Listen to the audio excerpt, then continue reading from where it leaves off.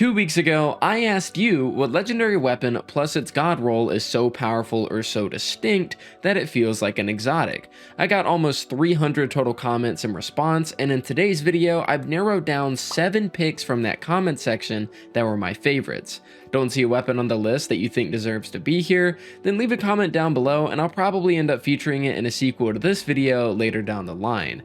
Without further ado though, hit that subscribe button if you enjoy the content and want to see more from me, and let's jump into this.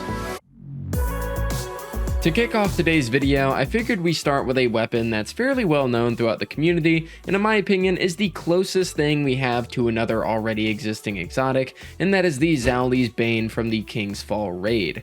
The god roll you want on this weapon to truly make it feel exotic is explosive payload and incandescent.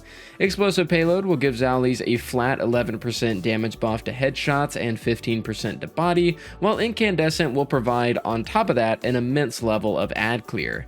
This ad clear can be made stronger via how you construct your build and whether or not you enhance the perk through crafting, but when all is said and done, you have yourself a weapon that directly competes with the Sunshot. Whether you think Sunshot is better when directly compared with ZAOULI'S or not, I'd argue that ZAOULI'S giving you the ability to equip Witherhoard, Gjallarhorn, or any other exotic alongside it gives it the edge comparatively. The two weapons are very similar, but ZAOULI'S not only doesn't take your exotic slot, but it also synergizes heavily with solar subclass build crafting thanks to incandescent.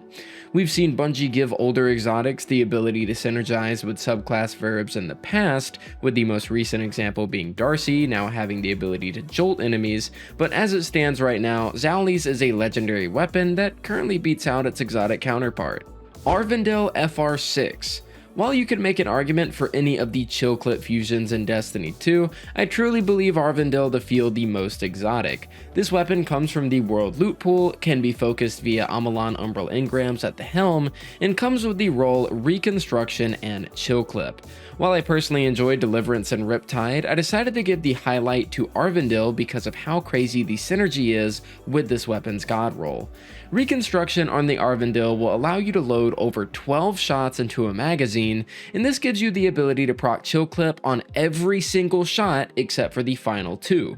So you have this fusion rifle that starts out with a small magazine, will overflow said magazine over time even when you have it equipped in your hands, and applies a stasis slow and shatter with over 80% of the shots in a magazine at a given time. If you ask me, that sounds very much like an exotic, and despite how much I love the other stasis fusions, this one is slowly becoming a favorite of mine.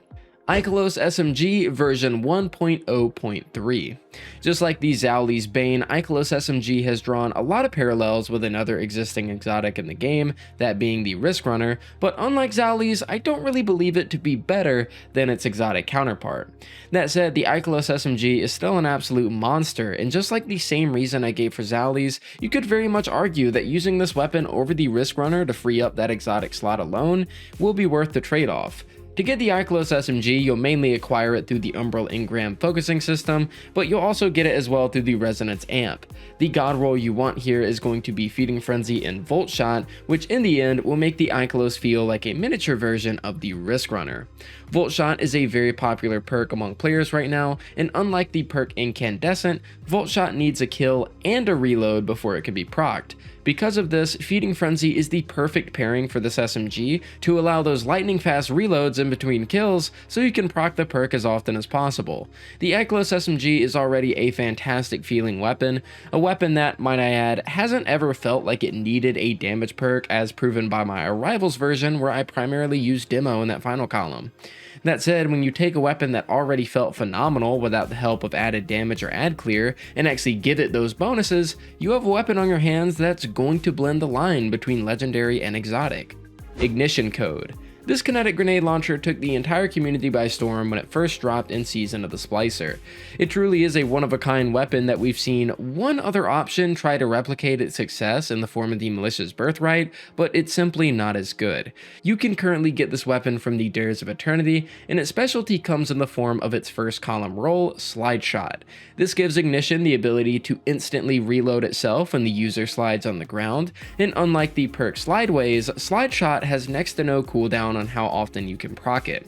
Meaning that if you're in a room full of enemies that you need to blind, or you're running spike nades and want to deal damage to a beefy target, just slide and shoot over and over again to keep churning out grenade shots with ease. It's a very cool playstyle that's almost entirely unique to the ignition code, making it feel like if it were already the exotic rarity, most of us wouldn't be too surprised. Retraced path.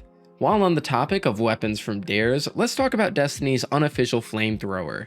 Trace rifles have been slowly growing in popularity as time has gone on. Some of that is due to buffs from Bungie, but also many people realizing that trace rifles are the special ammo equivalent to machine guns, i.e. they essentially replace your primary weapon, and you can just run a trace alongside another special weapon and be just fine.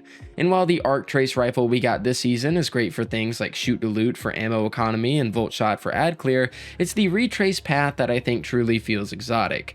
With its god roll of subsistence and incandescent, it feels as though Bungie just stealth dropped a flamethrower in the game via this weapon and that perk combination. A never-ending beam of fire that's constantly auto-loading itself with kills and scorching and igniting those that stand in the way. This weapon has quickly become my most used weapon of the season thus far, and I don't see myself putting it down anytime soon. I really wish I had gotten on the trace rifle train sooner, but better late than never. I recommend each and every one of you give this role a try, as you will not regret it in the slightest. Retrofit Escapade. Y'all had to have known this was coming, right? By the way, shout out to Datto for the footage in the background. I'll have his video on the weapon in the description. Like it or not, Retrofit Escapade is the only machine gun in the game that's really capable of putting up decent DPS numbers.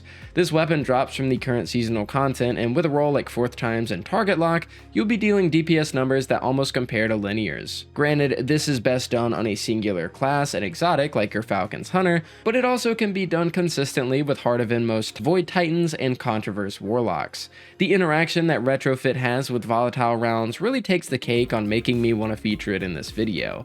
I've never quite seen something like it, the way that all those explosions just hit back to back to back. It's really cool to look at. I mean, obviously, aside from it being a machine gun that can take down a boss's health at a fairly good pace, I think this weapon does deserve to be in the list as a weapon that does feel quite exotic. Fixed Odds, the last weapon on today's list. I wanted to feature Fixed Odds as, just like the ZAOULI'S and IKELOS, it's very similar to another existing exotic, the Thunderlord. And in my humble opinion, Fixed Odds is just the much better option. It drops from the Duality Dungeon and is craftable surprisingly enough. Field Prep Incandescent is the role that you want here to maximize your reload speed, reserves, and the amount of Scorch and Ignitions you're going to be dealing out. Fixed Odds to me feels like it not only has the better ad clear capabilities compared to Thunderlord, but it also isn't going to take my exotic slot away from picks like Arbalest, Witherhoard, or anything notable in the energy slot. I feel like the only thing Thunderlord has over Fixed Odds is probably its ability to deal better DPS overall, but honestly, if you're doing DPS with a machine gun, either just use Retrofit or just pick another weapon type entirely. I know a lot of people aren't big on machine guns in general for Destiny 2, but Fixed Odds stands out as an option that's very good on ammo, clears rooms with ease, and allows for other exotic options for you to equip alongside it. And with that said, ladies and gentlemen, that is going to do it for today's video. Those were 7 weapons that, despite being legendary, feel like they could classify as exotic. As stated in the beginning, this video was mainly determined by what you guys told me in the comments, so if there was a weapon that I missed out on that you would like to see, let me know down below.